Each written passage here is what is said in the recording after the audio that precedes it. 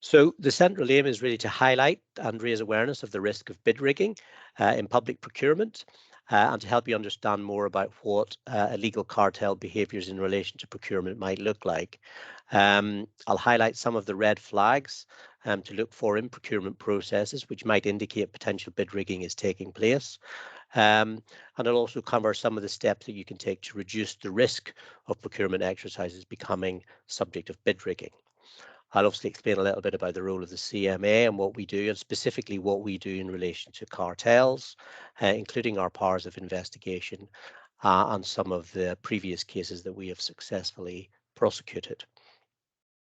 I'll also want to mention our willingness and interest to work in partnership with external partners such as local procurement and fraud teams, who are the ones on the grounds and will most likely be the ones who will come across the type of activity that I'm talking about today.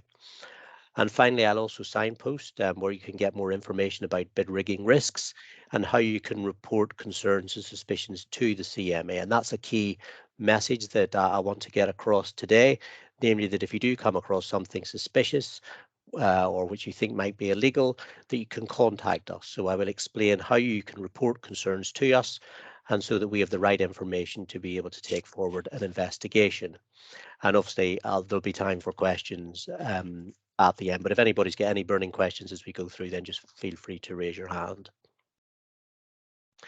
So just a little bit of brief background about the Competitions and Markets Authority. So we are the UK's primary competition and consumer authority. We are independent from government.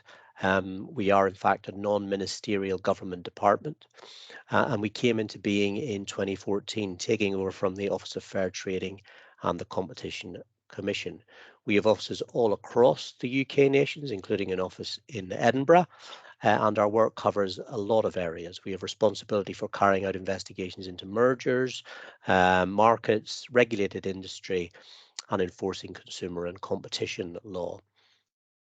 And one of the main things we are tasked with is the enforcement of the law concerning cartels, which is seen as one of the most serious types of anti-competitive activity and a key priority area for the CMA.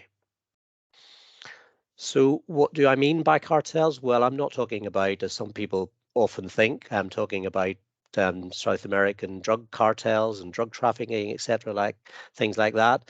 The cartels I'm going to be talking about are a very different type of criminal activity. Business cartels are often much closer to home than people might think and involve ordinary businesses colluding and conspiring to rig outcomes in their favour. They are, in essence, anti-competitive agreements between businesses who should be competing with each other, but instead they are getting together to rig the market in their favour, and they are ripping off customers, often forcing them to pay higher prices for poorer quality goods and services. And they also harm those honest businesses who are working hard to succeed and to innovate in what are challenging economic times. We've seen them in all sorts of sectors of the economy. We see them a lot in construction, but we've also seen them in medicines, pharmaceuticals, estate agents, financial and professional services, furniture components, and even in one case we did among professional model agencies.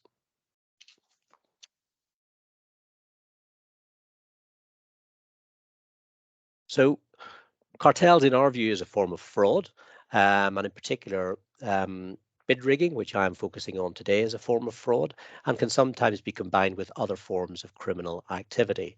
For example, where public officials receive financial or other rewards, such as holidays, the subsequent promise of employment, or in some of the construction cases we have seen, free home improvements, in return for awarding contracts to a preferred bidder.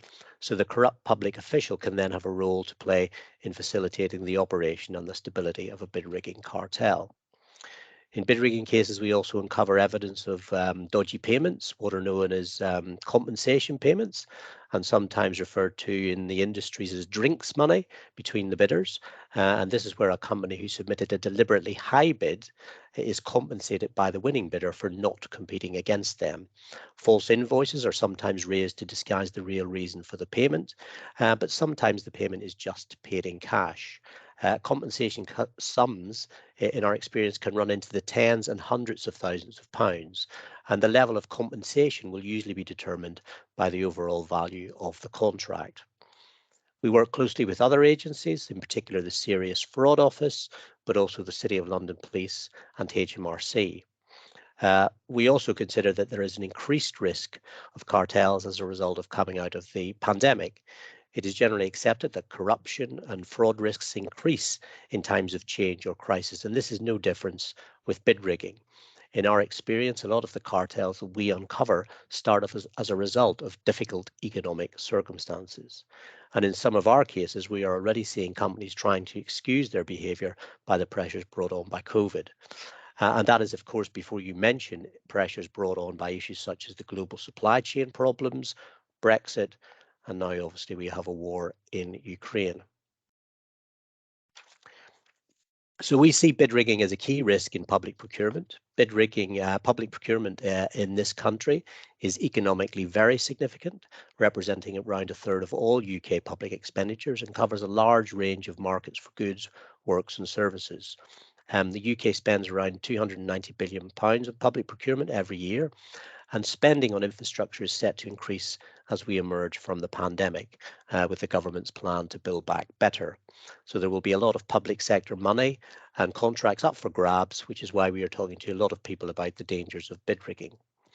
And if you consider that the sums being spent through public procurement and that bid rigging has been estimated to increase prices by at least 20%, then the potential for any harm from bid rigging becomes clearly evident. And it is harm that is felt throughout society, by taxpayers and by all of us who use public infrastructure and services and who are denied the benefits of competition. So therefore, we think it's important that we be on high alert to the risk of bid rigging in public procurement. Since our creation in 2014, the CMA has been investing in its capabilities to ensure the effective enforcement of cartels. This includes ensuring that we have the powers, the tools, the people, procedures in place to uncover cartels and to progress our cases as swiftly and effectively as possible. And we've started to see the results of that work in the last couple of years. In the last 2 years, we have issued fines of over £76 million against companies involved in cartels. We have the power to fine companies up to 10% of their worldwide turnover if they are found to have broken the law. There has also been action taken against individuals. 24 people have been disqualified from acting as company directors for their role in a cartel, and 2 people have been given criminal convictions. And it's also worth noting that business can face damages claims, including by third parties, including by government, who would argue that they have been the victim of a cartel and lost money as a result. And this is a significantly increasing aspect of cartel enforcement. It was always a major aspect of cartel enforcement in the US, for example, but it's now increasingly taking place in the UK. And reputational harm for the businesses can also be an issue, not only in terms of the negative publicity that they would receive from being involved in a cartel, but recently one company found to have been involved in a cartel was thrown out of its trade association. And the government is also looking at plans to debar companies from tendering for public sector contracts if they are found to have engaged in cartel activity. But despite these dangers, competition law risk remains low on boardroom agendas. In a poll that we did, just 18% of those polled said that their businesses had senior level discussions about it. It trailed far behind issues such as health and safety and employment law. So the consequences are serious for both individuals and the companies who engage in cartel activity. But not only are the consequences serious, the risk of getting caught is real. We have strong powers of investigation, which allow us to take action where we have reasonable grounds to suspect a cartel is taking place. And reasonable grounds to suspect is a low evidential threshold. We have powers to turn up and search company offices unannounced and seize documents, including electronic material. These are what are sometimes known as dawn raids. We can search also the home addresses of those suspected of involvement in cartel arrangements, and we can interview people either using compulsory interview powers or on a voluntary basis. And we can compel companies to give us information and documents. We also have strong powers under the Regulation of Investigatory Powers Act, meaning that we are able to use a number of investigatory techniques. First of all, we can employ surveillance, including monitoring and following suspects, and covertly recording conversations and meetings. We can use informants or covert human intelligence sources, as they're known, to obtain information for us. And we can pay rewards to our informants up to a value of £100,000. And we can also access communications data to gain evidence. So, for example, obtaining the mobile telephone records for suspect individuals. So the fact that we have such strong powers is a measure of how difficult it is, first of all, to detect and uncover secret cartel activity, but it's also an indication of just how seriously the government views this issue. And our intelligence capabilities mean that over half of our cases are intelligence led. And in our investigations into 2 cases in the construction sector, one of which I'll talk about later, meetings of the cartel were covertly recorded by the CMA and used by us as evidence of the illegal activity. So as I've said before, what all cartels have in common is that they undermine competition and essentially cheat customers and other businesses of a fair deal or a fair and level playing field. Effective competition helps ensures value for money, better choice, quality and innovation. And there are 3 common types of cartel arrangements where companies get together to collude things to their advantage. First, agreements between competitors to fix prices, such as agreeing what prices they are going to charge, and this could also be in the form of target bands or agreeing not to discount below a certain level. You can have agreements, secondly, between competitors to illegally divide up a market between themselves. In other words, they will agree who will supply which customers or which territories or areas. And thirdly, you can have agreements between competitors to rig bids for contracts, such as agreeing who is going to win a competitive tender and at what price. And today I'm obviously going to focus on bid rigging and the type of cartel activities that you're most likely to encounter in procurement. Bid rigging comes in a variety of forms, and all are designed to manipulate the tender process to the contractor's benefit. And it is important for procurers to recognise these practices so that you can stay alert to them and spot where they might be occurring. Some of the most common bid rigging activities, which may occur together, include bid rotation, where firms will agree to take it in turn to submit the lowest bid or the most attractive bid on a project, thus ensuring that they all have a fair share of the market. Bid suppression, where companies agree not to submit a bid at all, which means other firms face less competition to win the contract. And we have seen this done in exchange for some kind of kickback or compensation payment, or as part of an arrangement where the winning bidder will then later subcontract work to one of the non-competing firms. And then cover pricing, which is where companies that don't want to win a particular contract communicate with their competitors to submit inflated cover bids to ensure that they don't win and that another often pre-arranged bid from another company looks much better value. And this then gives the artificial impression of what is a competitive price. And we've got a big job at the CMA to do in terms of getting it out the message about how serious cartel activity is. In the recent survey that I mentioned, we found that around half of businesses didn't know that discussing the prices of tenders with their competitors was against the law. And given the serious consequences for breaking the law, that's a little bit worrying. And in other research, as I've previously mentioned, it has been found that bid rigging can cause serious harm, inflating prices by at least 20%. So the stakes are high, both for those tendering for contracts, but also those who are putting them out to tender. A recent bid rigging case we did was in the office fit out sector, where several businesses were cover bidding for bids to fit out and refurbish offices. There was often a cartel instigator, that is a company who provided the cover bids to others who were tendering, giving them completed costs and or design plans for them to submit as if it was their own bid that they had prepared themselves independently. The company's cover bidding meant that clients obviously missed out on the opportunities to get the best possible deal. The CMA found 5 of the companies excuse me, involved, a total of over £7 million. And in each case, the fine was increased because one of the directors of the companies was involved directly in the cartel activity. and the CMA secured the disqualification of 6 directors of the companies involved in this case. Stevie, yes, sorry, have you got a question? Yeah, Sean, could you explain cover bidding a wee bit more? I'm just trying to get my head around what actually that means. Okay, so basically what it means is that it's essentially putting in an inflated price or tender that's designed not to win the contract. So it's usually obviously done by the company that's intended to win the contract. So they will provide to their competitors information so that they can pricing information or other details about the tender, so that they can submit an inflated tender price. And usually it's motivated by the need by some of the companies who don't want to win the work. So for example, they may be too busy, or it may just not be a job that's attractive to them, or they think they've no chance of winning it anyway.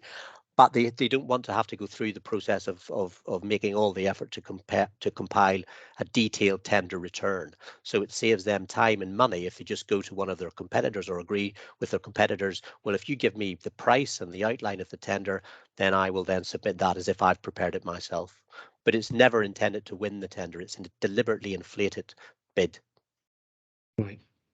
Okay, thanks.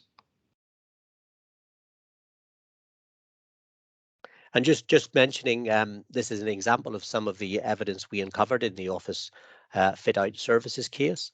The first email is an internal email in one company from an estimator to his managing director, where the estimator has prepared an inflated bid for the managing director to send to a competitor and tell them to make it look like their own bid. And that is essentially a cover bid. And in the second email, which is between 2 competitors, one is telling the other to submit a rubbish quote to give the appearance of a competitive tender. And in bid rigging cases, we see this type of evidence quite regularly, either in the form of emails or on chat conversations that take place on mobile phones. Another very recent case was the cartel we uncovered in concrete drainage products, which are of crucial importance to large infrastructure projects, and was a case that also affected the Scottish market quite significantly. This was a case that I was a lead investigator on, and we find 3 of the construction firms involved more than £36 million for their involvement in the cartel, which lasted over 6 years and involved them fixing their prices, sharing the market by allocating customers and contracts to each other, and regularly exchanging commercially sensitive information about prices and tenders. The cartel involves senior executives from the companies meeting in secret, away from business premises, in hotel meeting rooms. 4 of these meetings we were able to covertly record. In the meetings, you could see the rivals discussing detailed price lists, which customers and which competitors and which contracts belong to who, and how they would maintain their shares of the market. One member of the cartel kept track of all the discussions in what he called his boys' spoils file, while others referred to the arrangement as the Pigeon Club, clearly recognising that this was not an ordinary business practice. And this quote from one of the meetings indicates the level of cynicism of the cartel. That was why one of those involved received a criminal conviction, and the 5 directors involved were all disqualified, one for a total of 12 years. In fact, the one who said this quote, and when he talks about numbers here, he is in fact talking about company profits.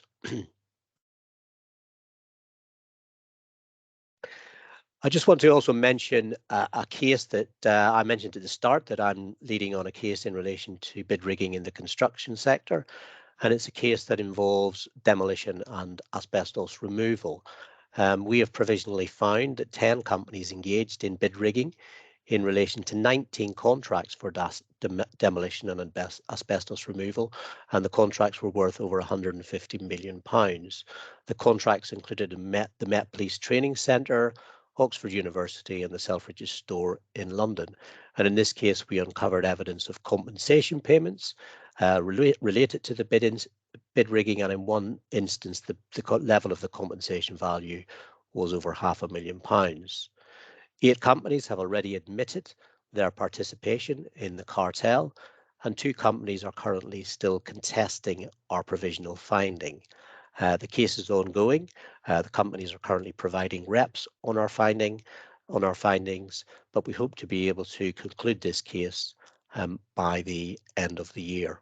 But again, it just indicates, I think, that bid rigging is an ongoing problem, and it's particularly, I think, an ongoing problem in the construction sector. This is obviously not the first case we've done in the construction sector, and it clearly indicates that this is an industry that is not learning its lessons from previous cases that we have done. So what can you do to reduce your chances of being a victim of bid rigging? So there are 4 steps we would recommend. First of all, be aware of what bid rigging is and be alert to the fact that it does happen and it does exist. Second, design and manage your procurement processes in a way that reduces the chances of bids being rigged. Thirdly, recognize the red flags, that is the kind of suspect activities and patterns of behaviour that might suggest bid rigging is taking place, and I'll talk a little bit more about these in a minute. And finally, know how to report suspicious activity to the CMA. And again, I'll obviously point you in the direction of how to do that. As I've said at the start, we very much want and encourage people to report any concerns or suspicions to us. The worst thing to do from our perspective is if you do have concerns, is to approach or confront the companies yourself with your concerns. This has happened on a number of occasions, but it really only tips off the companies that you might be onto them, and it makes our job to investigate and obtain the evidence to support your concerns harder. So therefore, please speak to us first should you have any suspicions. Just moving on then to some of the red flags to help you avoid falling victim of bid rigging. Here are some of the common red flags that might indicate potentially suspicious bids. So for instance, where you have identical bids, perhaps for individual line items within a tender, or tenders which include similar wording, similar spelling mistakes, or calculations. Where you have higher bids than you were expecting, or where bids contain less detail than you would normally have expected, where you don't get as many bids as you were expecting from a tender process, or where a company bids higher on some bids than on others, but with no apparent cost differences or clear explanation as to why they should do that. When bid prices drop, when a new or infrequent bidder is involved in the tender processes, or where you see the same increment between bids, for example, all respective bids increase by 5%, or where you see signs of alterations to bids, for example, in track changes or last minute changes to bid, which may be as a result of late changes which are needed to ensure that a tender doesn't win a particular contract. And just a few more. So where a bidder where you were expecting to tender fails to submit a bid, where the lowest bidder, who we would think wins the contract, rejects actually taking forward the contract, or where the successful bidder later subcontracts work to a supplier that submitted a higher bid in the tender process. Where the same company generally wins, usually against the same group of competitors, which might suggest that the company is backing off from tenders in other areas as part of a quid pro quo arrangement. Where the same suppliers submit bids, but all appear to win a certain share of the contracts, which might indicate a bid sharing type of arrangement. And also when you see suspicious or hear suspicious comments by bidders, for example, statements to the effect that a contract belongs to a certain supplier, or that a supplier doesn't sell in a particular area or to a particular customer, or where competitors let slip knowledge of a competitor's bid or their intention. We've seen all of these featuring in our cases. I appreciate none of them are a silver bullet to confirm that bid rigging is taking place, but they are just the common sense things to look for. And really all we would ask is that if you see one of them or a combination of them, then you stop and think about whether it was what you were expecting and whether it raises some suspicion in your mind. If it does, we would very much encourage you to speak to us. It may be that we already hold some information or intelligence about a particular industry or a particular group of companies, so your information may be relevant and link to other suspicious behaviour that we have seen. It's obviously also well worth collecting data over time and benchmarking with previous projects and with other procurers so that you have a good idea of what the right price should be for particular products and services, and to help you spot any anomalies or suspicious behaviours in tender exercises. And one other thing which is worth drawing to your attention is that there are some factors which, in our experience, tend to make cartels much more likely. As I've said at the start, we have seen cartels in a broad range of industries, but common among them um, are factors that exist in terms of the number of competitors, for example. So, for example, where you have a relatively small number of firms competing in an industry, or there are generally the same firms who are regularly bidding against each other in tender exercises. Another factor is if it's a homogeneous product or service which is involved in the tender exercise, and really where the only way that the companies can compete against each other is through price. I've also mentioned that cartels are most likely to occur during times of crisis or pressure in a market.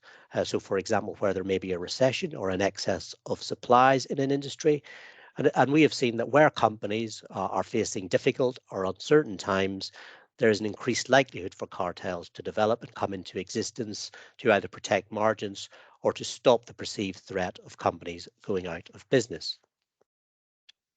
And finally, a common factor in the cartel cases is where there are already opportunities for the competitors in an industry to meet with each other. Are there already channels of communication open between competitors? So this could be at trade shows, conferences, golf days, or perhaps there is a strong trade association where the competitors regularly meet.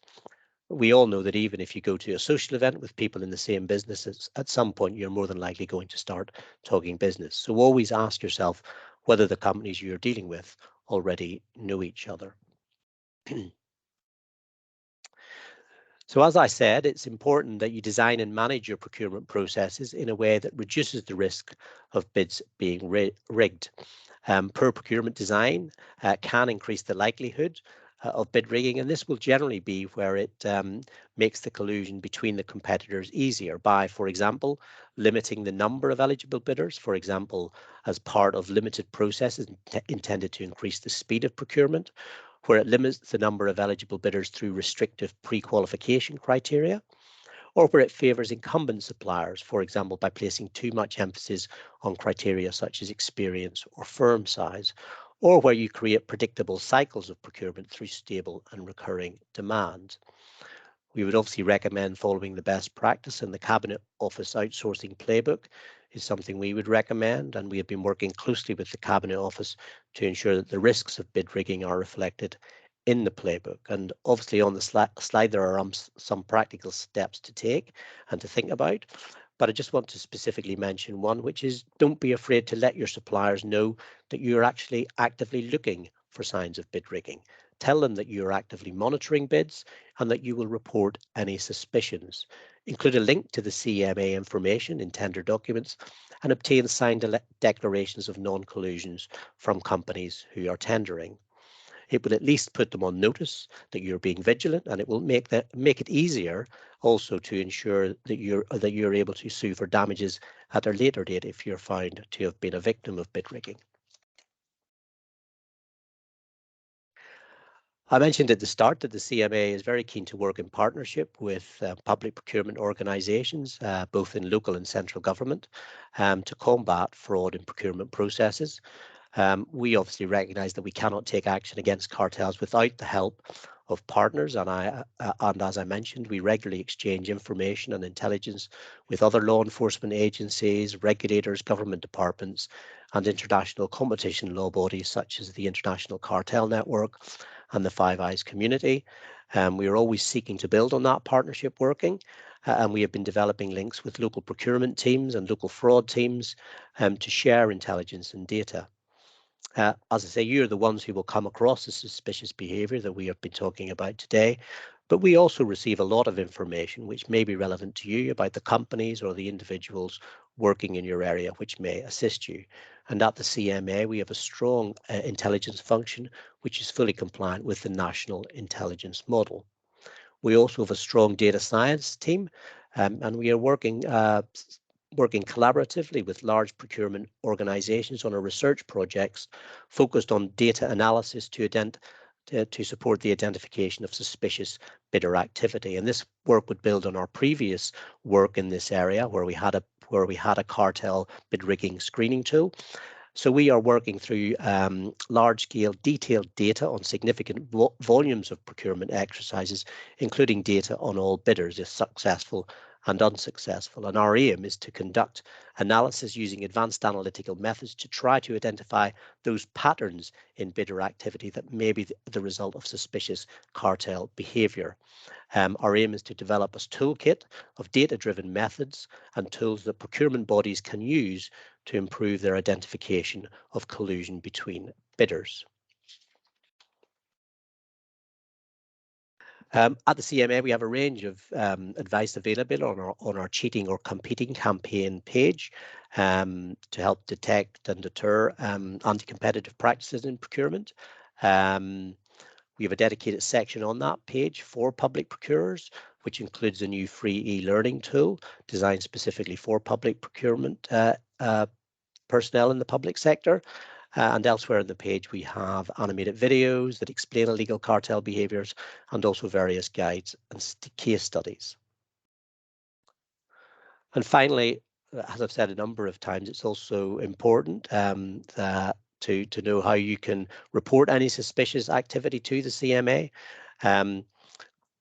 What you've seen or heard may not seem much, but it may feed into other information or intelligence that we have about concerns that have been raised by others about a particular sector or a particular group of company. And the slide there obviously gives details of the ways that we can be contacted. We will take your concerns seriously, and we do, as I've said, got very strong powers of investigation to be able to look into any concerns. Okay. That's me, I think. I'm really happy to take any questions if anybody's got any.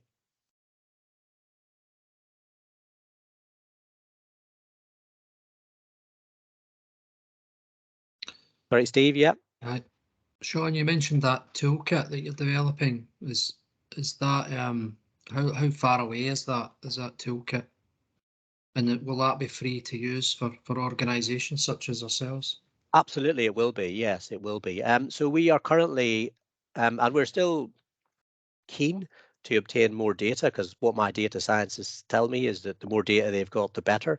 So if it's something you'd be interested in assisting us with in terms of providing us with procurement data, then we'd be more than happy to talk to you about that. So yeah, so basically at the moment we're looking at, and we're really doing this working with international partners, because this is something that obviously is relevant across the world in terms of bid rigging in public sector. It's a high priority area for all competition authorities around the world. So we're working with a number of European partners to try and develop basically a bid rigging tool. So it would be a tool that you could enter into data about tender exercises, and it would basically tell you whether there are any suspicious behaviours or any suspicious patterns in that tender returns and that tender data. So we are looking at that currently.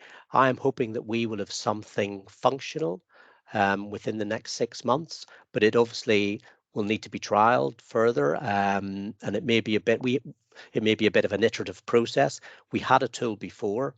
It wasn't fully functional. It didn't fully work. It threw out a lot of false positives. So we really want to make sure we get it right before we issue it more generally. But definitely, it is something that we would be looking to share with public procurers throughout the UK. I'm hoping that we might have something this year.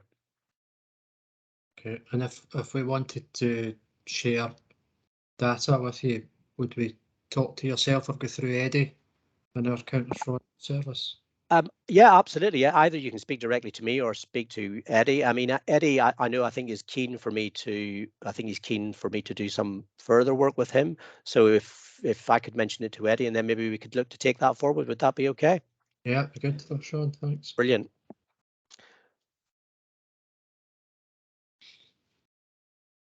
I was just going to say thanks, Sean. I think that's been quite useful. I've got some food for thought, and some of the examples you provided were interesting. I think keen to maybe check out the training module that you mentioned in your slides as well.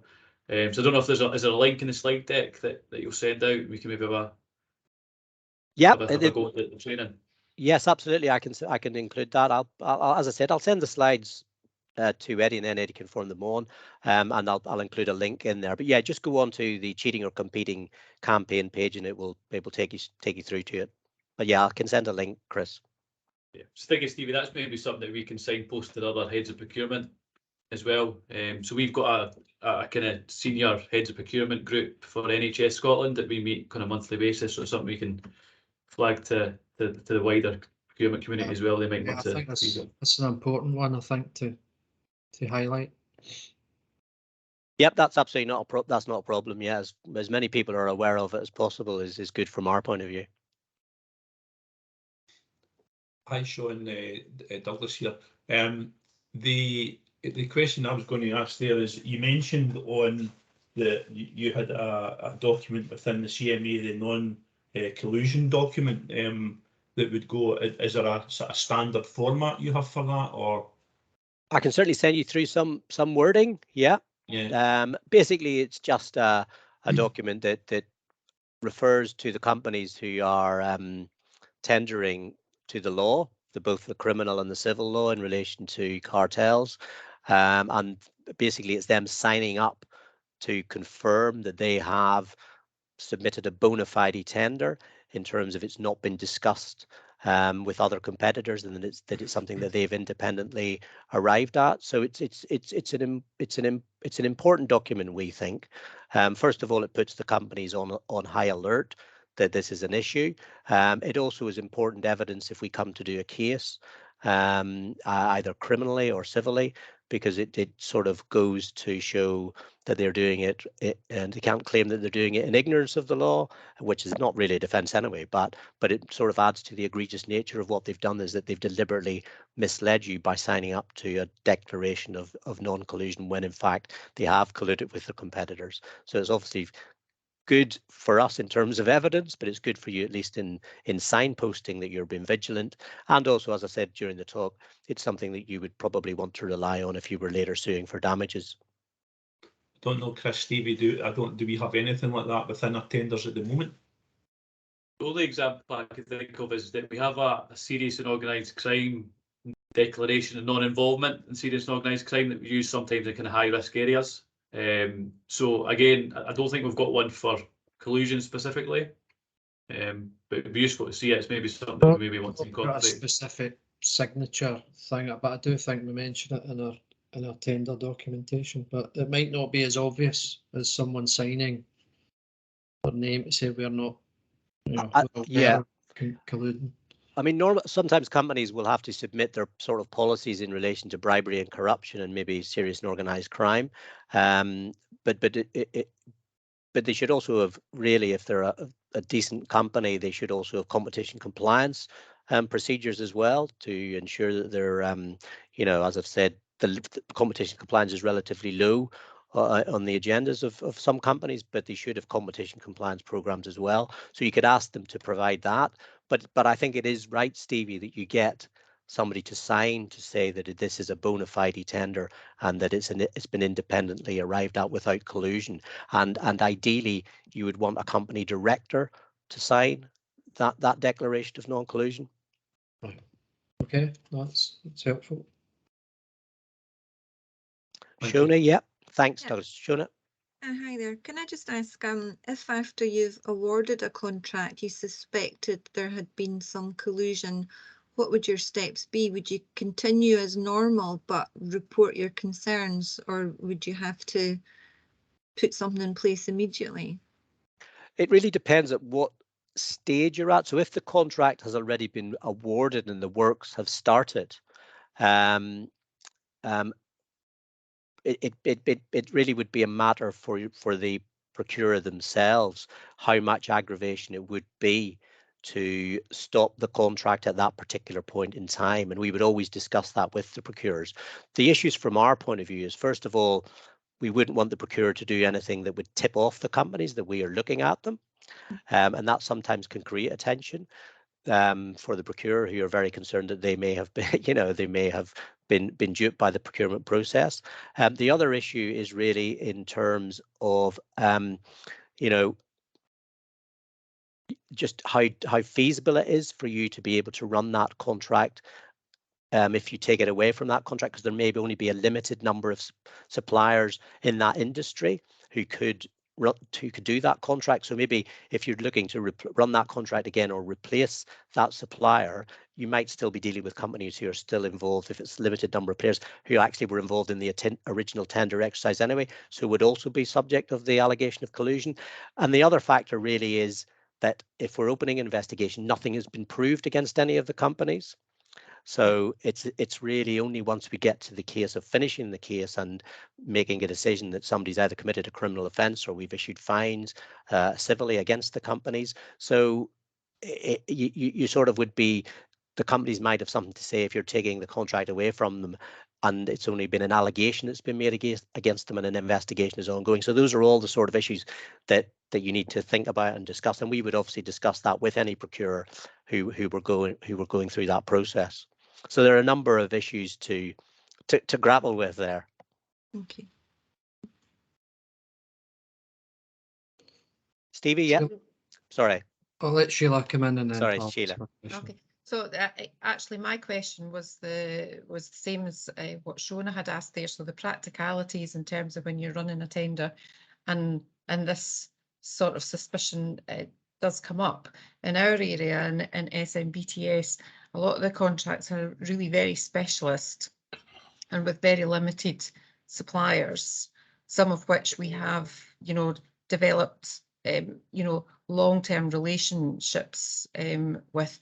So I would just be concerned about how we would go about that in a practical sense without damaging the relationship and the necessity of the supply of the service or the consumables, because some of these things, if we weren't to enter into the contract just because of a suspicion like that, and maybe just is not the right word, but it would put the organisation at a huge risk of not being able to deliver its service. So absolutely, I think that's really, and that's, I have to say, that's not uncommon in what we see, and very often where there are a limited number of players in a particular sector, which is one of the conditions for collusion, but where there are a limited number of players and sort of it's critical that service is provided, and there's a suspicion, very often that the procurer will make the decision, well, it's a suspicion, well, we will let the contract go ahead because simply we have to provide this service. So because what is the alternative? Not to provide the service. So they will let the contract go ahead. But obviously, I would still suggest that if you have any suspicions, you contact us so that we could at least tell you if we have received any other information or intelligence about something going on in that particular sector, which you may want to take into account. And it may also be enough for us then to open a formal investigation. But also equally, even if the contract goes ahead and it's found subsequently that that contract was awarded through collusion, there's still steps that can be taken. Obviously, the companies could be fined. Individuals could receive sanctions either through direct or disqualifications or criminal convictions. They could be debarred from tendering for future contracts. That's always something that a procurement body can do, is they can make a discretionary decision to bar people from tendering for their contracts. And you, as I said earlier, could also seek damages as well.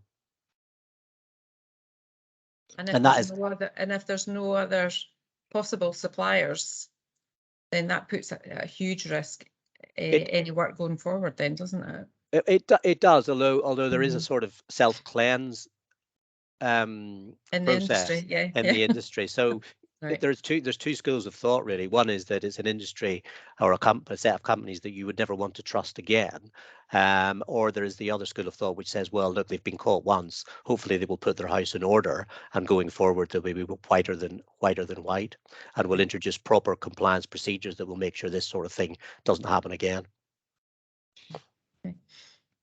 I was just going to ask Sean that this concept of, I've heard it in the past, it's clinical preference and cost of change, and so clinicians maybe well used to a certain type of equipment or process that it's that that may deter other bidders because they know that hospital's a certain supplier's hospital.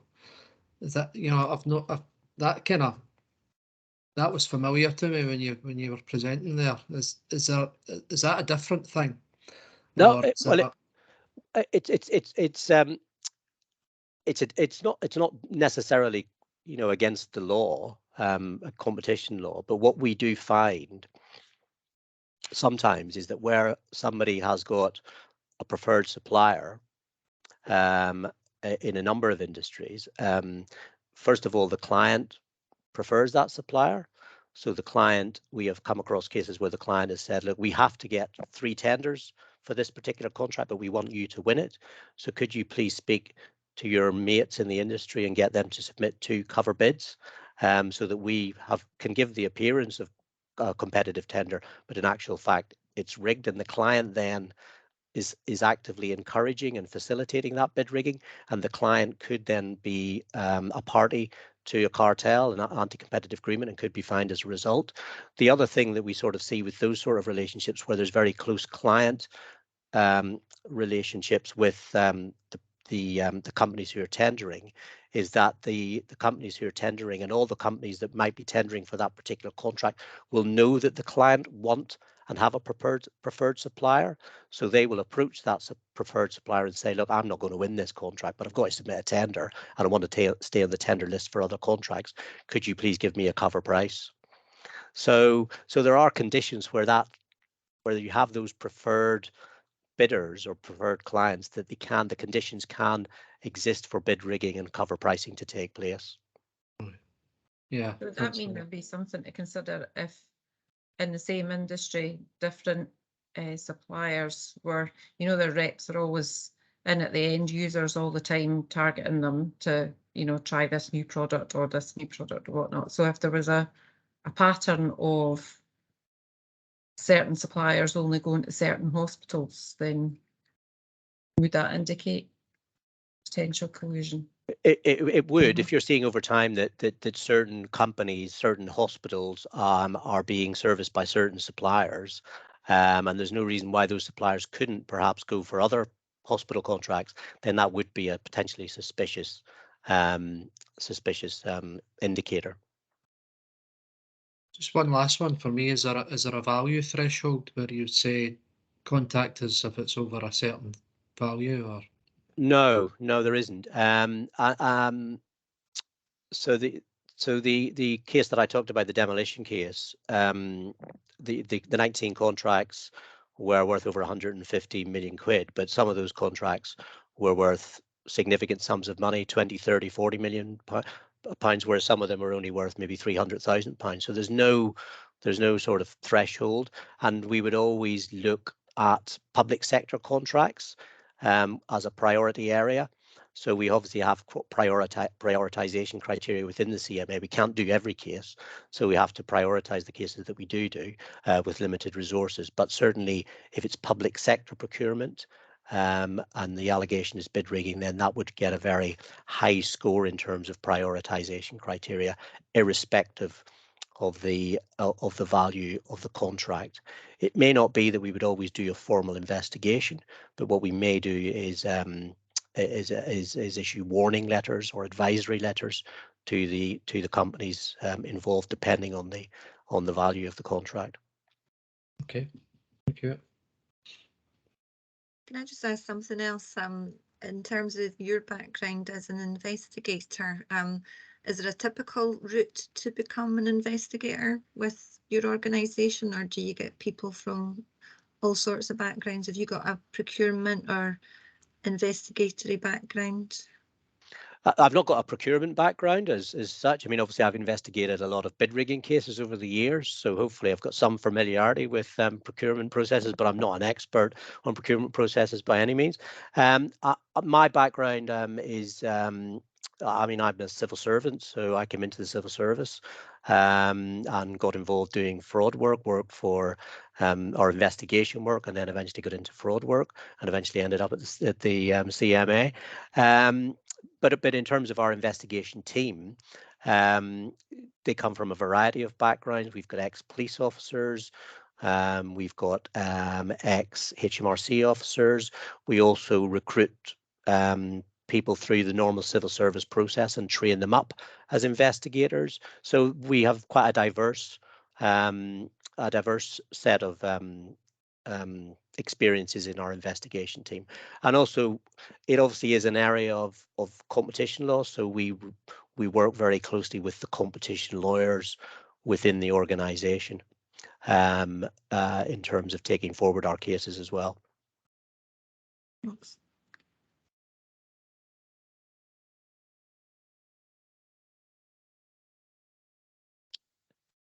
Any other questions? That's great. Well, thank you very much for inviting me, and I'll speak to Eddie, Steve, about the data, and I'll also send through the information on the declaration on non-collusion as well. And there was the links as well, wasn't there, on the to the cheating or competing? Okay, thanks, Sean. Thanks very much. Okay. Thank you. Thanks a lot. Bye. Thank you. Bye. Bye.